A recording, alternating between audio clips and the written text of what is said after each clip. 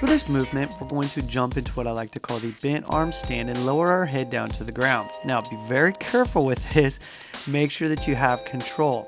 Don't want you to slam your head into the floor and hurt yourself. So remember, keep your elbows in, exhale with the descent. This move is actually one of my most favorite movements. I'm going to jump into the bent arm stand. This can really help you the most with your handstand push-up. As you get better with this movement, you can then jump into a straddled bent arm stand. Remember, take your time when performing this and gradually decrease the angle of your arms. Finally, we can jump into the full bent arm stand with our legs together. Like everything we've been doing up until now, we need to make sure that we keep our elbows relatively close together and not flare them. Go easy with this, make sure you're breathing. Because we're working on the handstand push-up, we also need to make sure that we have a pretty decent handstand.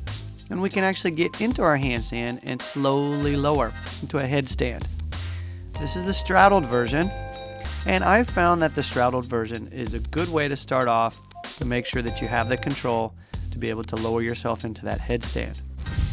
Once we're comfortable with the straddle lower to headstand, we can then work on the legs together handstand and lower down into the headstand. Remember, slow and controlled. That's the name of the game when performing any of these movements. Make sure that you're breathing, keep your elbows in, don't flare them.